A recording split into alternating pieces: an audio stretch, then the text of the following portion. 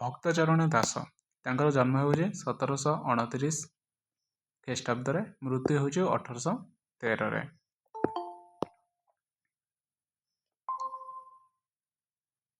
ଠିକ୍ ଅଛି।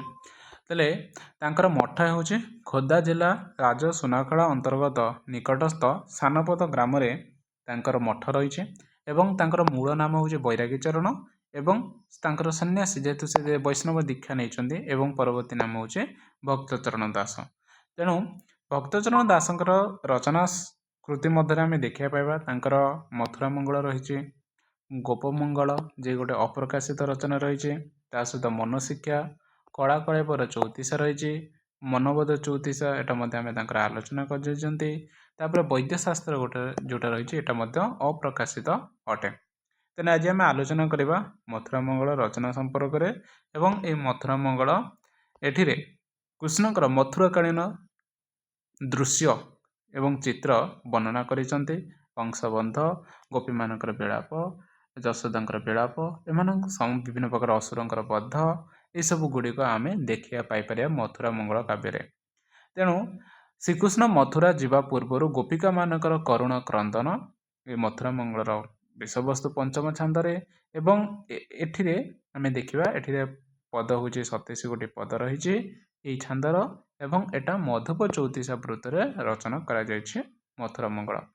ତେଣୁ ପଞ୍ଚମ ଛାନ୍ଦରେ ଆମେ ଦେଖିବା ପାଇବା ଏଠି ଯେଉଁ କଥାବସ୍ତୁ ରହିଛି ଶ୍ରୀକୃଷ୍ଣ ଗୋପପୁର ଛାଡ଼ି ମଥୁରାପୁରକୁ ଚାଲିଯିବା କଥା ଶୁଣି ଗୋପୀମାନେ ଆକୁଳ କ୍ରନ୍ଦନ କରିଛନ୍ତି ଏବଂ ଶ୍ରୀକୃଷ୍ଣଙ୍କର ଲୀଳା ସମୂହ ବର୍ଣ୍ଣନା କରିଅଛନ୍ତି ହେଲା। ତେଣୁ ଏହି ଲୀଳା ବର୍ଣ୍ଣନାରେ ଷଣ୍ଢା, ଶକଟା, ତୃଣା, ବକା ପ୍ରଭୃତି ଅସୁର ନିଧନ, ଏହା ସହିତ କାଳିୟ ଦଳନ, ଗୋବର୍ଦ୍ଧନ ଧାରଣ, ବରୁଣ ବିବାଦ, ଘାଟ ଭିକ୍ଷା, ବସ୍ତ୍ର ହରଣର ଏବଂ ଏହା ସହିତ ରାତ୍ରିରେ ବଂଶୀବାଦନ, ରାଧାଙ୍କୁ ଭୂତ ଛଡ଼ା, ବୃନ୍ଦାବତୀ ବିହାର ପ୍ରଭୃତି ସ୍ଥାନ ପାଇ ଅଛି ଏ ରଚନାରେ। ତେଣୁ ସ୍ୱର୍ଗତ ଅଧ୍ୟାପକ ଆତ୍ତବଲ୍ଲଭ ମହାନ୍ତି ମଥୁରାମଙ୍ଗଳ କାବ୍ୟର ଶୁଦ୍ଧ ସଂକଳନ କରିଥିଲେ। ମନେ ରଖିବ, ଶୁଦ୍ଧ ସଂକଳନ କିଏ କରିଥିଲେ? ଆତ୍ତବଲ୍ଲଭ ମହାନ୍ତି। ତେଣୁ ଆମେ ଦେଖିବା ଗୋଟେ ଗୋଟେ ପଦ ଆଲୋଚନା କରିବା। 27 ଗୋଟି ପଦ ରହିଛି, ଆଜି ଆମେ ତାଙ୍କର 15 ଗୋଟି ପଦ ଆଲୋଚନା କରିବା, କାଲିକି ଆମେ ଅନ୍ୟ ପଦ ଗୁଡ଼ିକ ଆଲୋଚନା କରିଦେବା। ଶେଷ କରିଦେବା, ଦୁଇଟା କ୍ଲାସରେ ସରିବ ଗୋଟେ ଛାନ୍ଦ। ତାପରେ ଦେଖିବା ପଞ୍ଚମ ଛାନ୍ଦରେ ଆମେ ଏଇ କଥାବସ୍ତୁ ବର୍ଣ୍ଣନା କରାଯାଇଛି। ତାହେଲେ କ'ଣ ରହିଛି? ପ୍ରଥମ ପଦ ହେଉଛି କହୁଛନ୍ତି ଗୋବିନ୍ଦକୁ ଚାହିଁ ଶ୍ରୀମୁଖ ଅରବିନ୍ଦଙ୍କୁ, ମଥୁରା ଗଲେ ଅକୁର ସଙ୍ଗେ ରଙ୍ଗେ, ଗୋପୀମାନଙ୍କୁ ଦେବ କାହାକୁ ହେ ମୋହନ। ତାହେଲେ ଏଠିରେ ଗୋବିନ୍ଦ କହିଲେ କାହାକୁ ବୁଝାଏ? ଗୋବିନ୍ଦ କହିଲେ ଶ୍ରୀକୃଷ୍ଣଙ୍କୁ ଗୋବିନ୍ଦ ବୋଲି କୁହାଯାଏ। ଶ୍ରୀମୁଖ ଅରବିନ୍ଦ କହିଲେ ପଦ୍ମ, ତାହେଲେ ଶ୍ରୀକୃଷ୍ଣଙ୍କର ମୁଖ କାହା ସଦୃଶ? ପଦ୍ମମୁଖ ସଦୃଶ। ତେଣୁ ଶ୍ରୀମୁଖ ଅରବିନ୍ଦ କହିଲେ ଶ୍ରୀମୁଖ ପଦ୍ମ, ଶ୍ରୀକୃଷ୍ଣଙ୍କର ପଦ୍ମ ସ୍ୱରୂପ ମୁଖ। ରଙ୍ଗ ହେଉଛି ଆନନ୍ଦ ପ୍ରମୋଦରେ ବା ମଜାରେ, ଆନନ୍ଦ ପ୍ରମୋଦ ବା ମଜାରେ। ତେଣୁ ଗୋପୀମାନଙ୍କୁ ଦେବ କାହାକୁ ହେ ମୋହନ, ଅର୍ଥାତ୍ ହେ ମୋହନ ଅର୍ଥାତ୍ ହେ କୃଷ୍ଣଙ୍କୁ ଏଠି ସମ୍ବୋଧନ କରି କୁହାଯାଉଛି। ତେଣୁ ଏଠିରେ ଏହି ପଦରେ କୁହାଯାଉଛି କହୁଛନ୍ତି ଗୋବିନ୍ଦକୁ ଛାହିଁ ଶ୍ରୀମୁଖ ଅରବିନ୍ଦଙ୍କୁ, ମଥୁରା ଗଲେ ଅକୁର ସଙ୍ଗେ ରଙ୍ଗେ, ଗୋପୀମାନଙ୍କୁ ଦେବ କାହାକୁ ହେ ମୋହନ। ତେଣୁ ଯେତେବେଳେ ଶ୍ରୀକୃଷ୍ଣ ମଥୁରାପୁରକୁ ଯିବେ, ତାହେଲେ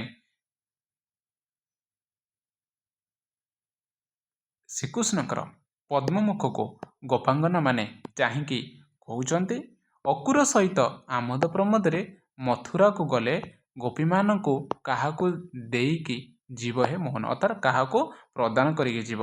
କାରଣ କୃଷ୍ଣଙ୍କ ବାହାସାହା ପାଇକି ଗୋପକୂଳର ଯୁବତୀମାନେ ବଞ୍ଚିକି ରହୁଥିଲେ।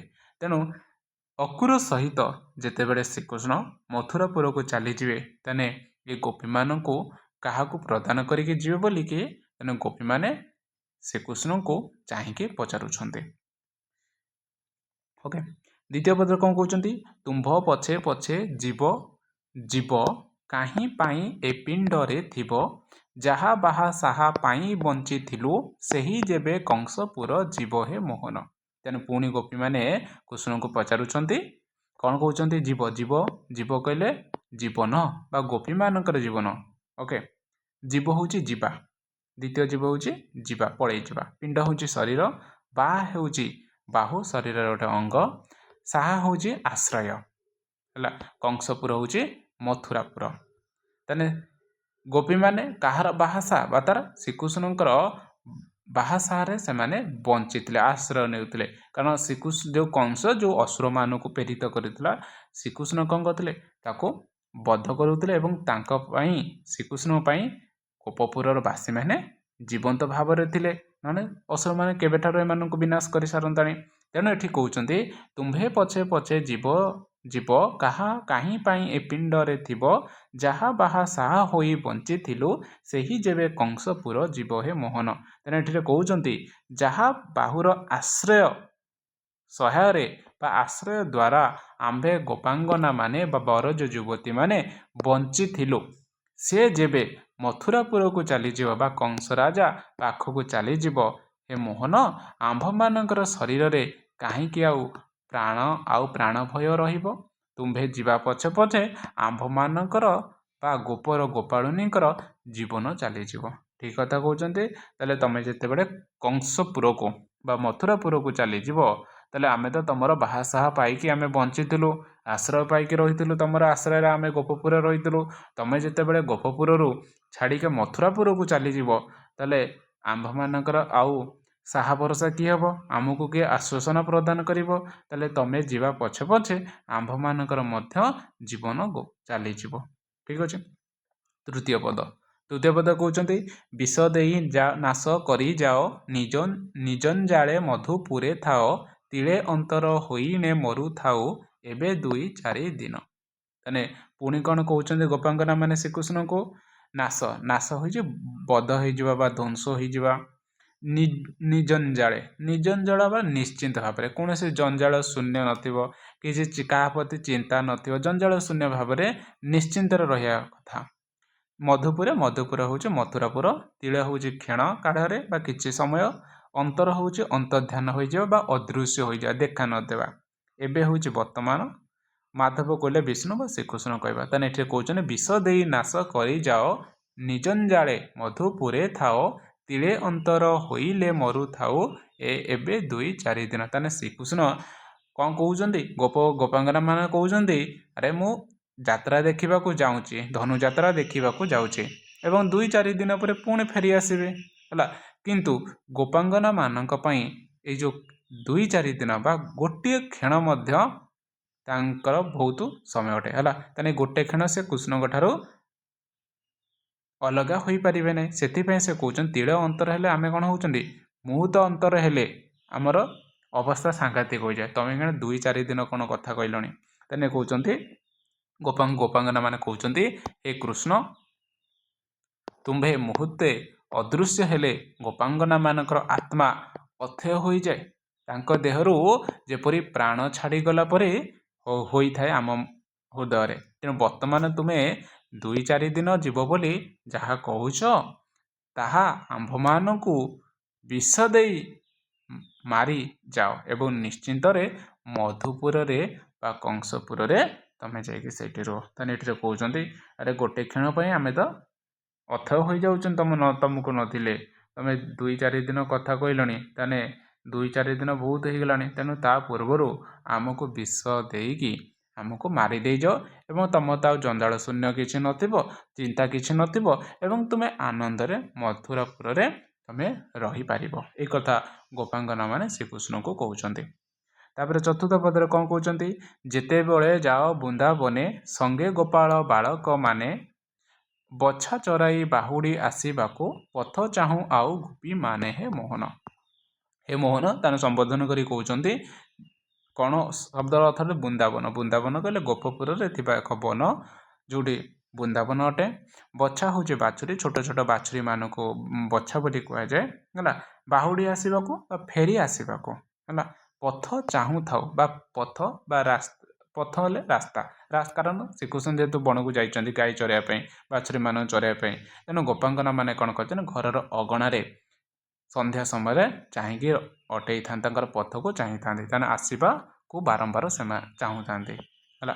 ତାହେଲେ ଏଠିରେ କ'ଣ କୁହାଯାଉଛି? ତେଣୁ କହୁଛନ୍ତି ଯେତେବେଳେ ଯାଅ ବୃନ୍ଦାବନେ ସଙ୍ଗେ ଗୋପାଳ ବାଳକ ମାନେ, ବଛା ଚରାଇ ବାହୁଡ଼ି ଆସିବାକୁ ପଥ ଚାହୁଁଥାଉ ଗୋପାଙ୍ଗନା ହେ। ତାହେଲେ ଏଠି ଗୋପୀମାନେ କହୁଛନ୍ତି ତମେ ତ 2-4 ଦିନ କଥା କହୁଛ ଏବଂ आमे तो 2-4 दिन एते समय आम पाखरे नाही। तेणु तो एठिरे पुणी गोपी कृष्ण को कहउछन गोपांगना माने कि गोपाल बालक सहित तुमे जेतेबेले अरण्य को गोरु चरेबाकू बछा बाछुरी चरेबाकू जाओ, हे मोहन आम्भे गोपिका माने समस्ते सेतेबेले बाछुरी मानकू चराई तुम्भर फेरिबा पथकू बारंबार चाहिथाऊ और अपेक्षा करिथाऊ केतेबेले श्रीकृष्ण गोपपुर मध्य प्रवेश करेंगे तांको देखिबा पाई अथय हो जाती।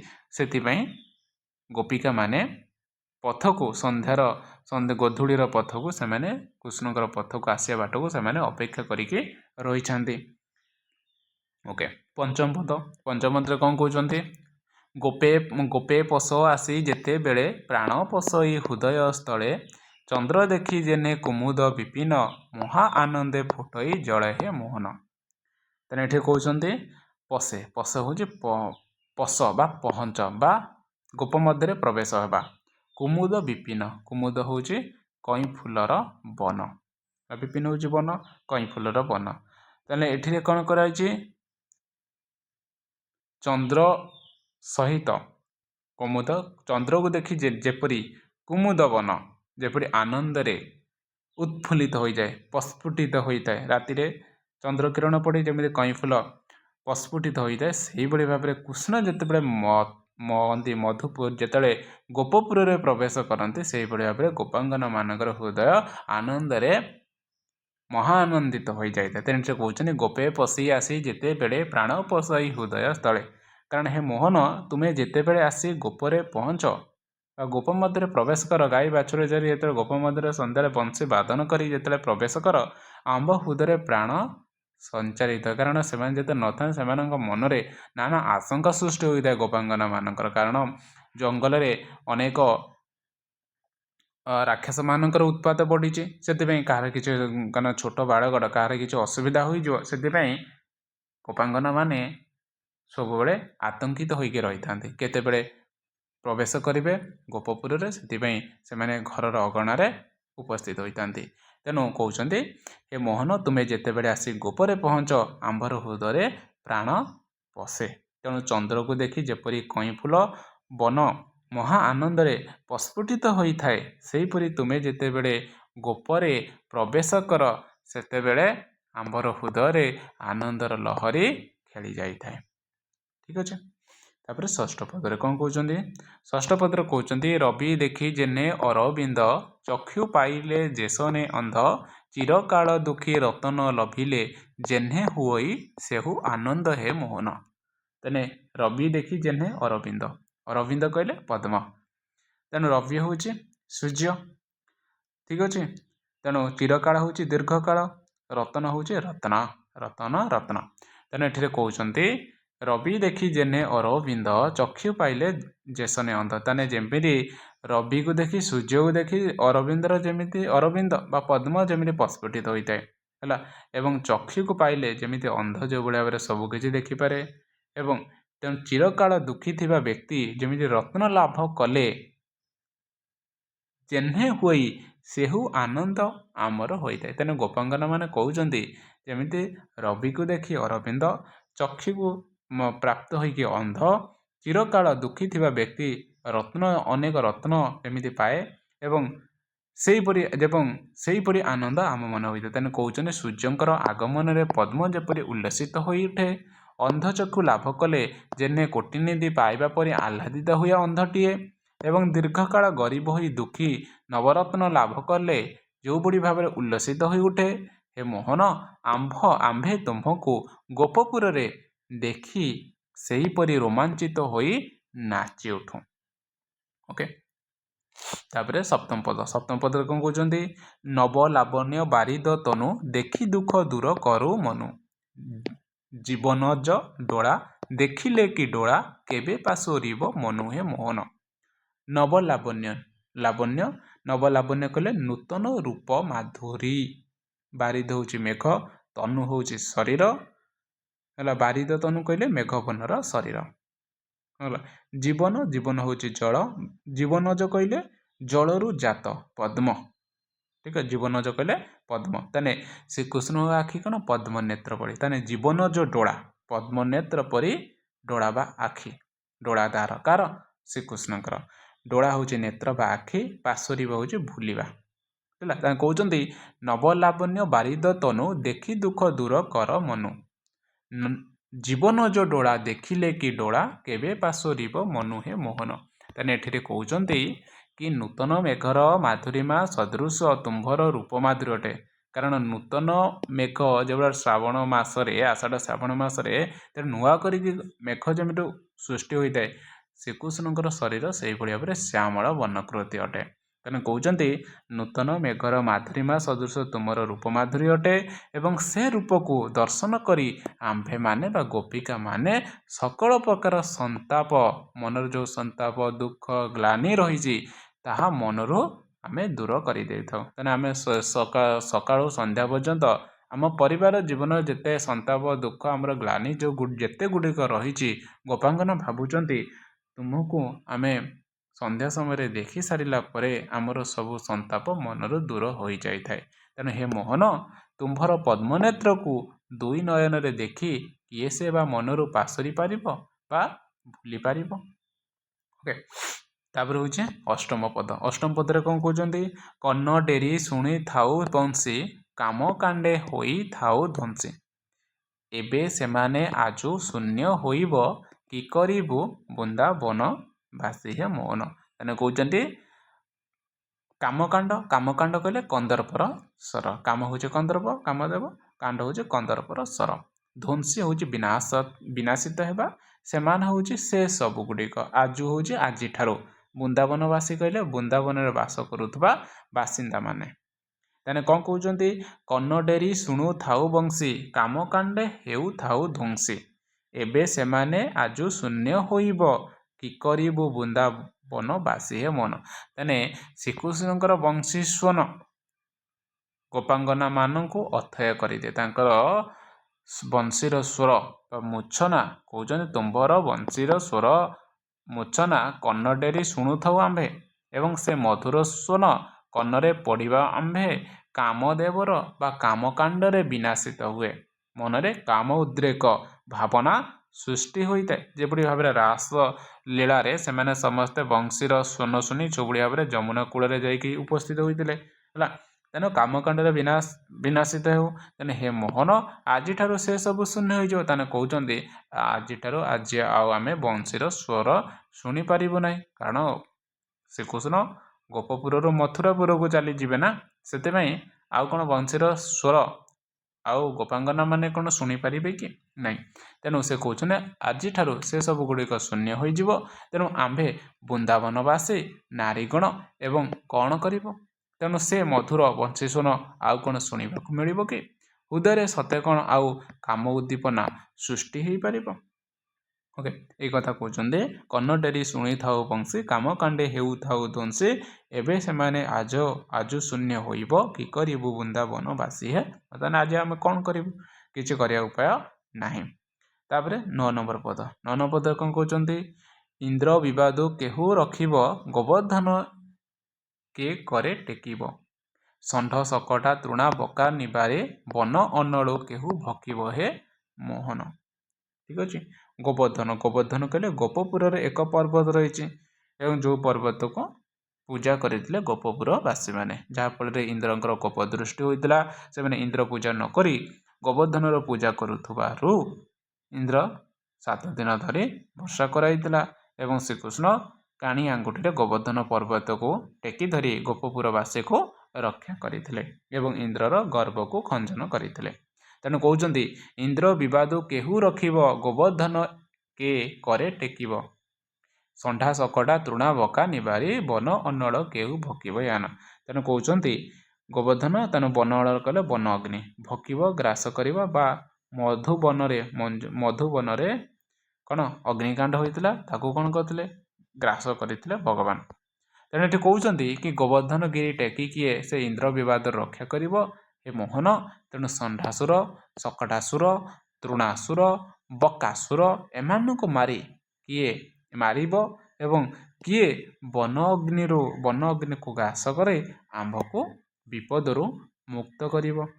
ଓକେ 10 ନମ୍ବର ପଦ ନନ୍ଦରାଣୀ ବାନ୍ଧିବ କାହାକୁ ଜଳୁଆଣି କେ ଦେବ ନନ୍ଦକୁ କାଳି ଫଣାରେ କେହୁ ନୃତ୍ୟ କରିବ କେହୁ ତାରିବ ମଣି ଚୂଡ଼କୁ ହେ ମୋହନ। ଓକେ ତାହେଲେ ଏଠି କହୁଛନ୍ତି ମଣିଚୂଡ଼। ମଣିଚୂଡ଼ କିଏ? ମଣିଚୂଡ଼ ହେଉଛି ସର୍ପ ରୂପରେ ଜନ୍ମଲାଭ କରିଥିବା ଇନ୍ଦ୍ରଙ୍କର ପୁତ୍ର ସୁଦର୍ଶନ। ଠିକ୍ ଅଛି ତାହେଲେ କହୁଛନ୍ତି ନନ୍ଦରାଣୀ କ'ଣ କରିଥିଲେ? କହୁଛନ୍ତି ନନ୍ଦରାଣୀ ବାନ୍ଧିବ କାହାକୁ। ତାହେଲେ କହୁଛନ୍ତି ନନ୍ଦରାଣୀ ଯଶୋଦା କାହାକୁ ବନ୍ଧନ କରିବେ? କିଏ ସେ ବରୁଣ ଦେବତାଙ୍କ ଠାରୁ ନନ୍ଦକୁ ଆଣିବ। କାଳନ୍ଦୀ ହ୍ରଦ ସ୍ଥିତ କାଳି ସର୍ପ ଫଣାରେ କିଏ ନୃତ୍ୟ କରିବ ହେ ମୋହନ। ମଣିଚୂଡ଼ ସର୍ପ ନଳକୁ ପୁନର୍ବାର ଯଦି ଭକ୍ଷଣ କରେ କିମ୍ବା ଆମ୍ଭେ କ୍ରୀଡ଼ା କରୁଥିବା ଅବସ୍ଥାରେ ଆଉ କେବେ ଆସି ଭୟ ପ୍ରଦର୍ଶନ ପୂର୍ବକ ଆମ୍ଭକୁ ଅରଣ୍ୟ ଭିତରକୁ ତଡ଼ି ନେଇ ଭୟଭୀତ କରାଏ ତାହେଲେ ସେ ମଣିଚୂଡ଼ ସର୍ପକୁ କିଏ ବିନାଶ କରିବ? ଯଦି ନନ୍ଦ କ'ଣ କରିଥିଲେ? ନନ୍ଦରାଣୀ ବାନ୍ଧିଥିଲେ, ଶ୍ରୀକୃଷ୍ଣଙ୍କୁ ବାନ୍ଧିଥିଲେ ଏବଂ ଅଭିଶାପ ପ୍ରାପ୍ତ ହୋଇଥିବା ଜାମଳା ଅର୍ଜୁନ ଦୁଇ ଗଛକୁ ଯେଉଁ ରହିଥିଲେ ଦୁଇ ଦେବତା ସେଠି ତାଙ୍କୁ ଉଦ୍ଧାର କରିଥିଲେ। ତା ସହିତ ନନ୍ଦ କ'ଣ କରିଥିଲେ? ଅସୁର ବେଳାରେ ସ୍ନାନ କରିଥିଲେ ଯାହାଫଳରେ କି ବରୁଣ ଦେବତା ତାଙ୍କ ନେଇଯାଇଥିଲେ ଏବଂ କୃଷ୍ଣ ଯାଇକି ବରୁଣଙ୍କ ସ୍ଥାନରୁ ଧରିକି ଆସିଥିଲେ ନନ୍ଦକୁ। ତା ସହିତ ଶ୍ରୀକୃଷ୍ଣ କ'ଣ କରିଥିଲେ? କାଳିଅ ଫଣାରେ ନୃତ୍ୟ କରିଥିଲେ ଏବଂ କାଳିଅ ନାଗକୁ ଯମୁନାରୁ ବାହାର କରିଥିଲେ। ତା ସହିତ ମଣିଚୂଡ଼କୁ କ'ଣ କରିଥିଲେ? ହରଣ କରିଥିଲେ ଏବଂ ତାଠାରୁ ପ୍ରାପ୍ତ ହୋଇଥିଲେ ମଣି ପ୍ରାପ୍ତ ହୋଇଥିଲେ।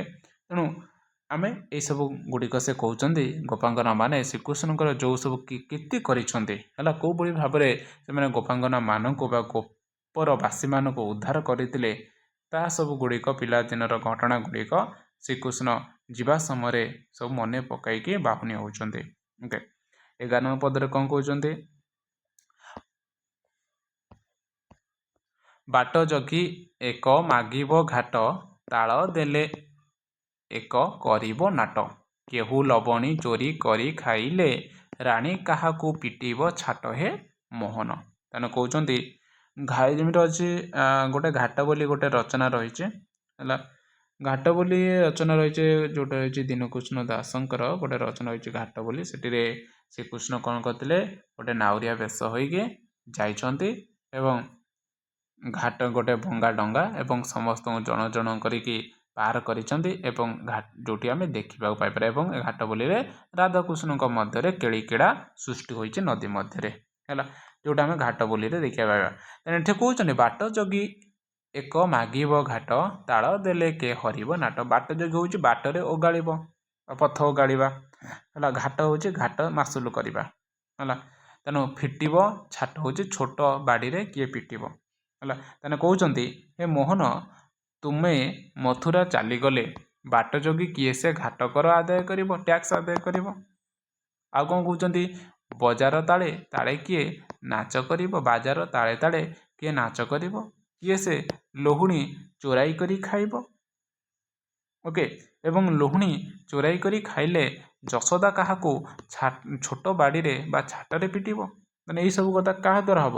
ମାନେ ଯଦି ଶ୍ରୀକୃଷ୍ଣ ପଳାଇ ଯାଉଛନ୍ତି ତାହେଲେ ଏଇଗୁଡ଼ିକ ଆଉ ହେବ ନାହିଁ। ଠିକ୍ ଅଛି 12 ନମ୍ବର ପଦରେ କ'ଣ କହୁଛନ୍ତି? ଆମ୍ଭେ ବସ୍ତ୍ର କେହୁ ହରି ନେବ ନେଇ କଦମ୍ବ ବୃକ୍ଷେ ବାନ୍ଧିବ କୌତୁକ କରି ବରଜ ଚତୁରୀ ଆମ୍ଭମାନଙ୍କୁ ଏକ ବିଳେଇବ ହେ ମୋହନ। ତେଣୁ କହୁଛନ୍ତି ଆମ୍ଭ ବସ୍ତ୍ର ହରି ହେଉଛି ଆମ୍ଭ ବସ୍ତ୍ର କେହୁ ହରି ନେବ ହେଉଛି ଚୋରାଇ ନେବା ହେଲା ଲୁଚାଇ ନେବା। କୌତୁକ କରି ବା କୌତୁକରେ ବରଜ ଚତୁରୀ କହିଲେ ଗୋପର ବୁଦ୍ଧିମତୀ ଯୁବତୀମାନଙ୍କୁ ବରଜ ଚତୁରୀ ବୋଲି କୁହାଯାଏ। ତେଣୁ କହୁଛନ୍ତି ଆମ୍ଭ ବସ୍ତ୍ର କେହୁ ହରି ନେବ ନେଇ କଦମ୍ବ ବୃକ୍ଷେ ବାନ୍ଧିବ କୌତୁକ କରି ବରଜ ଚତୁରୀ ଆମ୍ଭମାନଙ୍କୁ ଏକେ ବିଳେଇବ ହେ ମୋହନ। ତେଣୁ କହୁଛନ୍ତି ଶ୍ରୀକୃଷ୍ଣ ଯେଉଁ ଲୀଳା ଏଠିରେ ଆଉ ଗୋଟେ ଲୀଳା ବର୍ଣ୍ଣନା କରାଯାଇଛି। ତେଣୁ କହୁଛନ୍ତି ହେ ମୋହନ ଆମ୍ଭର ପିନ୍ଧା ବସ୍ତ୍ର କିଏ ଆଉ ଚୋରାଇ ନେଇଯିବ ଲୁଚାଇ ନେଇଯିବ କଦମ୍ବ ବୃକ୍ଷ ଡାଳରେ ନେଇକି ବାନ୍ଧିକି ଲୁଚାଇକି ରଖିବ କିଏ? ଆଉ ଆମ୍ଭ ପରି ଗୋପିକାମାନଙ୍କୁ ବା ଗୋପର ଯେଉଁ ବୁଦ୍ଧିମତୀ ଯୁବତୀମାନଙ୍କୁ ପରିହାସ କିଏ କରିବ? ସେ ମଥୁର ବଚନ କହି କିଏ ଆମକୁ ସନ୍ତୁଷ୍ଟ କରିବ? ତେଣୁ ଏହିସବୁ କଥା ଗୁଡ଼ିକ ଗୋପାଙ୍ଗନା ମାନେ ଆଉ ଦେଖିପାରିବେ ନାହିଁ ବା ଏମାନେ ଆଉ ଶୁଣିପାରିବେ ନାହିଁ, କାରଣ ମଥୁରାପୁରକୁ ଶ୍ରୀକୃଷ୍ଣ ପଳାୟନ କରୁଛନ୍ତି। 13 ନମ୍ବର ପଦରେ କ'ଣ କହୁଛନ୍ତି? 13 ନମ୍ବର ପଦରେ କହୁଛନ୍ତି ନିଶା କାଳେ କେ ବାଇବ ବଂଶୀ ବନେ ନେବ ଗୋପ ଶୁଭ୍ର କେଶୀ କାହା ସଙ୍ଗେ ରଙ୍ଗେ ରାହସ ମଣ୍ଡଳେ ପୁହାଇବୁ ଆମ୍ଭେ ବ୍ରହ୍ମ ନିଶିହେ ଦଇବ। ଠିକ୍ ଅଛି। ତାହେଲେ ନିଶା କାଳ ହେଉଛି ରାତ୍ର କାଳ, ବାଇବ ହେଉଛି ବଜାଇବ ହେଲା, ବାଇବ ହେଉଛି ବଜାଇବ, ପୁହାଇବ ହେଉଛି ରାତି ଅତିବାହିତ କରାଇବା, ବ୍ରହ୍ମ ନିଶି ହେଉଛି ବ୍ରହ୍ମରାତ୍ରି ହେଲା। ତାହେଲେ ଜାଣିଛନ୍ତି କି 432 କୋଟି ବର୍ଷ ଗୋଟେ କଳ୍ପ ଅଟେ, ଗୋଟେ କଳ୍ପ ଅଟେ। ତେଣୁ ମନୁଷ୍ୟଙ୍କର 400 କୋଟି ବର୍ଷ ଗୋଟେ କଳ୍ପ। ଏଇଭଳି ଭାବରେ ଅନେକ କଳ୍ପ ପରେ ବ୍ରହ୍ମାଙ୍କର ଗୋଟେ କଳ୍ପ ହେଲେ ବ୍ରହ୍ମାଙ୍କର ଗୋଟିଏ ଦିନ ଗୋଟିଏ ରାତି ହୋଇଥାଏ ହେଲା। ତାହେଲେ ମନୁଷ୍ୟଙ୍କର 432 କୋଟି ବର୍ଷ ଗୋଟିଏ କଳ୍ପ ହୋଇଥାଏ ଏବଂ ବ୍ରହ୍ମାଙ୍କର ଗୋଟିଏ ଦିନ ଗୋଟିଏ ରାତି ହୋଇଥାଏ ହେଲା। ତାହେଲେ ଆମର ଯେମିତି ପୃଥିବୀର ଗୋଟେ ଦିନ ଗୋଟେ ରାତି, ଯେତିକି ସମୟ ଗୋଟେ ଦିନ ରାତି, ବ୍ରହ୍ମାଙ୍କର ସେଇ ଗୋଟେ ଦିନ ଗୋଟେ ରାତିକୁ ତାଙ୍କର 432 କୋଟି ବର୍ଷ ପଳେଇବ। 32 କୋଟି ବର୍ଷ ହେଉଛି ତାଙ୍କର ଗୋଟିଏ ରାତି ଗୋଟିଏ ଦିନ ହେଲା। ଏବଂ ଯମଙ୍କ ଦ୍ୱାରରେ ସେଠି ଯମ ଲୋକରେ ସେଠି ହେଉଛି ଗୋଟେ ଦିନ ଗୋଟେ ରାତି ହେଉଛି ଗୋଟିଏ ବର୍ଷ ହେଲା। ଗୋଟେ ରାତି ହେଉଛି ଚନ୍ଦ୍ରରେ 15 ମାସକ, ଗୋଟେ ମାସଟା ହେଉଛି ଗୋଟେ ଦିନ ଗୋଟେ ରାତି। କାରଣ ସଂସାରରେ ସୋଲାର ସିଷ୍ଟମ ଏମିତି ତିଆରି ହେଇଛି, ସବୁଠାରେ ସମୟଟା ଅଲଗା ଅଲଗା ହୋଇକି ଚାଲୁଛି। ଆମର ପୃଥିବୀରେ ସମୟଟା ଅଲଗା, ଅନ୍ୟ ସବୁ ସୌରମଣ୍ଡଳ ଗୁଡ଼ିକରେ, ଅନ୍ୟ ଗ୍ରହରେ ସବୁଗୁଡ଼ିକ ସମୟଟା ସବୁ ଅଲଗା ଅଲଗା ହୋଇକି ରହିଛି। ତେଣୁ ସମସ୍ତଙ୍କର ଲୋକରେ ଅଲଗା ଅଲଗା ସମୟ ଚାଲୁଛି ହେଲା।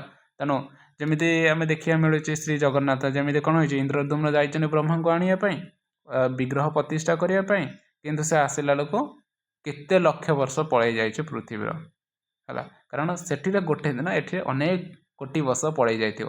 ଠିକ୍ ଅଛି। ତୁମ ଅନ୍ତରୀକ୍ଷକୁ ଯାଇକି ଆସିଲା ବେଳକୁ ପୃଥିବୀରେ କେତେ ହଜାର ବର୍ଷ ପଳେଇଥିବ ହେଲା। ତୁମେ କିନ୍ତୁ ସେଇ ସମୟରେ ଥିବ, କିନ୍ତୁ ପୃଥିବୀର ବର୍ଷ ବହୁତ ବଢ଼ିଯାଇଥିବ ହେଲା। ତାହେଲେ ଏଠି କହୁଛନ୍ତି ନିଶା କାଳେ କେ ବାଇବ ବଂଶୀ ବନେ ନେବ ଗୋପ ଶୁଭ୍ର କେଶୀ କାହା ସଙ୍ଗେ ରଙ୍ଗେ ରାହସ ମଣ୍ଡଳେ ପୁହାଇବୁ ଆମ୍ଭେ ବ୍ରହ୍ମ ନିଶିଏ ଦଇବ। ତାହେଲେ ଏଠିରେ ଯେଉଁ ରହିଛି ଭାଗବତ ରାସ ପଞ୍ଚାଧ୍ୟାୟରେ କୃଷ୍ଣଙ୍କର ଯେଉଁ ଲୀଳା, ରାସ କ୍ରୀଡ଼ା ଲୀଳା, ଶରତ କ୍ରୀଡ଼ା ଲୀଳା ବର୍ଣ୍ଣନା କରାଯାଇଛି। ତେଣୁ କହୁଛନ୍ତି ହେ ଦଇବ, ରାତିରେ କିଏ ସେ ବଇଁଶୀ ବଜାଇ ଗୋପର ଉଜ୍ଜଳ କେଶୀ, ଶୁଭ୍ର କେଶୀ ବା ଉଜ୍ଜଳ କେଶ ଥିବା ସୁନ୍ଦରୀ ଯୁବତୀମାନଙ୍କୁ ବନ ଭିତରୁ କିଏ ଡକାଇବ? ତାହେଲେ ଯେଉଁ ରାସ ପଞ୍ଚାୟତରେ ଆମେ ପଢ଼ିଥିଲେ, ଶ୍ରୀକୃଷ୍ଣ କ'ଣ କରିଥିଲେ, ଜଣେ ଜଣେ ଗୋପୀଙ୍କୁ ନାମକୁ ଡାକିଛନ୍ତି। ଗୋପୀମାନେ ସମସ୍ତେ କ'ଣ କରିଛନ୍ତି, ବନ ମଧ୍ୟକୁ ଦୌଡ଼ିଛନ୍ତି ହେଲା। ଏବଂ ସମସ୍ତେ ଯୁବତୀମାନେ କୃଷ୍ଣଙ୍କ ପାଖରେ ସବୁ ଉଭା ହୋଇଛନ୍ତି, ତାଙ୍କର ପରୀକ୍ଷା ନେଇଛନ୍ତି ହେଲା। ସେମାନେ ରାସ କ୍ରୀଡ଼ା ପାଇଁ ଉପଯୁକ୍ତ ନୁହେଁ ତାଙ୍କର ଭାବନାକୁ ଚେଷ୍ଟା କରିଛନ୍ତି ଏବଂ ପରବର୍ତ୍ତୀ ସମୟରେ ତାଙ୍କ ସହିତ ରାସ କ୍ରୀଡ଼ା ସୃଷ୍ଟି ହୋଇଥାଏ। କହୁଛନ୍ତି କାହା ସହିତ ରସରଙ୍ଗରେ ଆମେ ରାସସ୍ଥଳରେ ବ୍ରହ୍ମରାତ୍ରି ଅତିବାହିତ କରିବ। ତାହେଲେ କହୁଛନ୍ତି ଆଉ ରାସ କ୍ରୀଡ଼ା ହୋଇପାରିବ ନାହିଁ, ଶରତ କ୍ରୀଡ଼ା ହୋଇପାରିବ ନାହିଁ। ଏ କଥା ସେ କହୁଛନ୍ତି। 14 ନମ୍ବର ପଦ, 14 ନମ୍ବର ପଦରେ କ'ଣ କହୁଛନ୍ତି, କାହା ଅଙ୍ଗେ ଲେପିବୁ ଚନ୍ଦନ ପିନ୍ଧାଇବୁ କାହାକୁ ବସନ ବନ କୁସୁମ ମାଳା ମାନ ଗୁନ୍ଥିଣ କାହା କଣ୍ଠେ କରିବୁ ଭୂଷଣ ହେ ମୋହନ। ତେଣୁ କହୁଛନ୍ତି ଅଙ୍ଗେ ହେଉଛି ଦେହରେ, ଲେପିବୁ ହେଉଛି ବୋଳିବୁ, ମାଖିବା, ବନ କୁସୁମ ହେଉଛି ବନର ଫୁଲ, କଣ୍ଠେ ହେଉଛି ଗଳାରେ। ତେଣୁ କହୁଛନ୍ତି କାହା ଅଙ୍ଗେ ଲେପିବୁ ଚନ୍ଦନ ପିନ୍ଧାଇବୁ କାହାକୁ ବସନ ବନ କୁସୁମ ମାଳା ମାନ ଗୁନ୍ଥିଣ। ତେଣୁ ବନର ଯେଉଁ କୁସୁମ ଗୁଡ଼ିକୁ ଗୋଟେ ଆଣିକି ତାକୁ ମାଳା କରିକି ତାକୁ କହନ୍ତି କୃଷ୍ଣଙ୍କର କଣ୍ଠରେ ଦେବା। ତେଣୁ କହୁଛନ୍ତି ହେ ମୋହନ, କାହା ଦେହରେ ସୁବାସିତ ଚନ୍ଦନ ବୋଳିବୁ ଆମେ? ତାହେଲେ କୃଷ୍ଣ ମଥୁରାପୁରକୁ ଯିବା ପରେ କୃଷ୍ଣ ତାକୁ ନ ଦେବ, ମାନେ ଚନ୍ଦନ, କସ୍ତୁରୀ, ଅଗୁର ହେଲା କାହା ଦେହରେ ଆମେ ଲେପନ କରିବୁ? କାହାକୁ ଲୁଗା ପିନ୍ଧାଇ ଦେବୁ? ଅରଣ୍ୟ ଫୁଲରେ ହାରମାନ ଗୁନ୍ଥି କାହା ଗଳାରେ ଆମ୍ଭେ ଗୋପିକାମାନେ ପିନ୍ଧାଇ ତାକୁ ଭୂଷଣ କରିବୁ ବା ସଜାଇ ଦେବୁ। ଓକେ। 15 ପଦରେ କ'ଣ କହୁଛନ୍ତି, କାହା ଚୂଳରେ ଖଞ୍ଜିବୁ କିଆ କାହା ହିଆରେ ଭିଡ଼ିବୁ ହିଆ। କାହା ଛାମୁରେ ଲାଜ ଲାଜ ହୋଇଣ ମହି ଅନାଇ ହୋଇବୁ ଠିଆ ହେ ମୋହନ। ମହି ହେଉଛି ପୃଥିବୀ ହେଲା। ତାହେଲେ କହୁଛନ୍ତି କାହା ଚୂଳରେ ଖଞ୍ଜିବୁ କିଆ। ତାହେଲେ ଚୂଳ କହିଲେ କେଶ, କିଆ କହିଲେ କିଆ ଫୁଲ, କିଆ କହିଲେ ଛାତି, ଛାମୁରେ ହେଉଛି ଆଗରେ ହେଲା, ଲାଜ ଲାଜ ହେଉଛି ଲଜ୍ଜିତ ଭାବରେ, ମହି ଅନାଇ ହତେ ତଳକୁ ଚାହିଁ। ତେଣୁ କହୁଛନ୍ତି କାହା ଚୂଳରେ ଖଞ୍ଜିବୁ କିଆ, କିଆ ଫୁଲ। ତେଣୁ କହୁଛନ୍ତି ହେ ମୋହନ କାହା କେଶଗୁଚ୍ଛ ବା ଶିଖାରେ ଆମ୍ଭେ ମହ ମହ ବାସୁଥିବା କିଆ ଫୁଲମାନଙ୍କୁ ଖୋସିବୁ ଏବଂ କାହା ହିଆରେ ଭିଡ଼ିବୁ ହିଆ। ହିଆ ହେଉଛି ହୃଦୟ। ତାହେଲେ ନିଜ ହୃଦୟକୁ ନିଜ ଛାତିକୁ କାହାର ଛାତିରେ ଆମ୍ଭେ ନିଜ ଛାତିକୁ ଲଗାଇ ଦୃଢ଼ ଭାବରେ କୁଣ୍ଢାଇ ଜାବୁଡ଼ି ଧରିବୁ, ଆଲିଙ୍ଗନ କରିବୁ ଏବଂ କାହା ଛାମୁରେ ଲାଜ ଲାଜ ହୋଇନ ମହି ଅନାଇ ହୋଇବୁ ଠିଆ ହୋଇ। ତାନେ କାହା ଆଗରେ ଆମ୍ଭେ ଲାଜେଇ ଲାଜେଇ ତଳକୁ ମୁହଁ ପୋତି ଠିଆ ହେବୁ ଗୋପିକାମାନେ। ତାନେ ଏଇସବୁ ଏଇସବୁ ଗୁଡ଼ିକ ଆଉ ହୋଇପାରିବ ନାହିଁ। ତାନେ ଶ୍ରୀକୃଷ୍ଣ ମଥୁରାପୁରକୁ ଯିବା ପରେ ଏଇସବୁ ଗୁଡ଼ିକ ଗୋପାଙ୍ଗନା ମାନେ ଆଉ କରିପାରିବେ ନାହିଁ। ସେଥିପାଇଁ ଏଇସବୁ ଗୁଡ଼ିକ ଶ୍ରୀକୃଷ୍ଣଙ୍କ ଆଗରେ ଗୋପିକାମାନେ ପ୍ରସ୍ତାବ ରଖୁଛନ୍ତି। ଆଜିର କ୍ଲାସ୍ ଏତିକି 15ଟା ରହିଲା। ନେକ୍ସଟ ଆଉ ରହିଲା 12ଟା ପଦ। ନେକ୍ସଟ କ୍ଲାସ୍ରେ ଆମେ ଆଲୋଚନା କରିକି ତାଙ୍କର ଆଉ ଗୋଟିଏ ଛାନ୍ଦକୁ, ଷଷ୍ଠ ଛାନ୍ଦକୁ ଆଲୋଚନା କରିବା। ଠିକ୍ ଅଛି, ବୁଝିପାରିଲ ଏତିକି? ଆକୁ ଭଲସେ ପଢ଼ିବ। ପିଲାମାନେ ମନ ରହୁନି ତ କାଲି ପଚାରିଥିଲି ଦୀପାଞ୍ଜଳି ତାର ମନରେ ପଳେଇଲାଣି ପାଠ। ଯେଉଁରା ପଢ଼ା ସଜାଇ ତାକୁ ଭଲସେ ପଢ଼, ପୁଣି ନହେଲେ ପ୍ରୋବ୍ଲେମ୍ କରିବ ତମର। ମନରେ ପଳାଉଛି ଛୁଆଙ୍କର ପାଠ ଗୁଡ଼ିକ।